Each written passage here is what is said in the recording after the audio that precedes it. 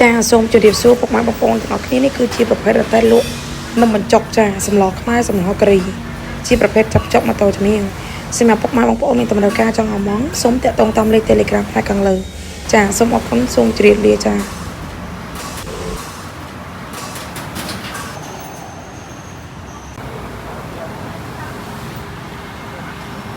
សូមជម្រាបសួរពុកម៉ែបងប្អូនទាំងអស់គ្នានៅក្នុងថ្ងៃនេះនេះខ្ញុំនឹងធ្វើការបង្ហាញពីប្រភេទរតែលក់នំបញ្ចុកសម្លការីសម្លប្រហើរជាប្រភេទចាប់ចុកម៉ូតូចំហៀងចា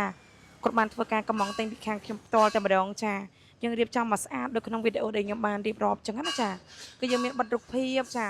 ហើយឡាយជូនមកស្អាតចារូបភាពគឺច្បាស់ដិតល្អតែម្ដងចាចំណាយទូកញ្ចក់វិញគឺជាប្រភេទទូកញ្ចក់ក្លុប2ថ្នាក់3ប្រឡោះចាល្មមវិញគឺជាមានទំហំຂະຫນាតតឹងវាដូចជា90បដាវា1.8 ម៉ែត្រចាផ្នែកចំហៀងនៃល្មមរបស់យើងចារូបភាពគឺខ្ញុំបិទឲ្យ3កាច់ខាងលើនិងមួយស្លឹកខាងក្រោមចាលើកង់ចានេះរូបភាពរបស់យើងចានេះសម្លការីសម្លប្រហើរចាអស់មែនទែនចានេះទូកញ្ចក់របស់យើងគឺលក្ខណៈក្លុបចាខាងក្នុងនេះចោះឆ្នាំងទឹកស្ល2ការីនិងសម្លខ្មែរកន្លែងនេះកន្លែងដាក់ជើងធុងហ្គាសចាកម្ដៅទឹកសម្លចាជាប្រភេទបែបក្រាំងណាល្មមនេះចា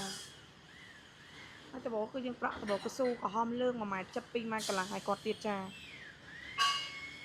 ចាំមកគាត់នៅខាងក្រៅគាត់ចាំយកចាសម្រាប់ពុកម៉ែបងប្អូនក៏មានតម្រូវការចង់កំងធ្វើល្មមចំហៀងល្មមសណ្ដោងល្មមលក់មកកន្លែងឯខាងយើងខ្ញុំមានទទួលធ្វើទាំងអស់ណាពុកម៉ែបងប្អូនទាំងអស់គ្នាគ្រប់ទំហំខ្នាតទាំងអស់ចាសម្រាប់លេខតំណគឺខ្ញុំដាក់ផ្នែកខាងលើ3ខ្សែខាងលើ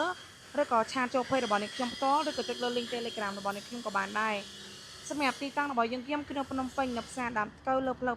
271នៅម្ដុំធនាគារ ABA ចាជាធនាគារ ABA បន្តិចចាចំពោះស្លាកយីហោរបស់យើងខ្ញុំគឺឈ្មោះផាតតារាចាសូមបញ្ជាក់ចានេះខ្ញុំសូមអរគុណពុកម៉ែបងប្អូនទាំងអស់គ្នាដែលបានតាមដានទស្សនាវីដេអូរបស់អ្នកខ្ញុំចាប់ពីដើមរហូតដល់ចប់ចាសូមអរគុណសូមជម្រាបលាចា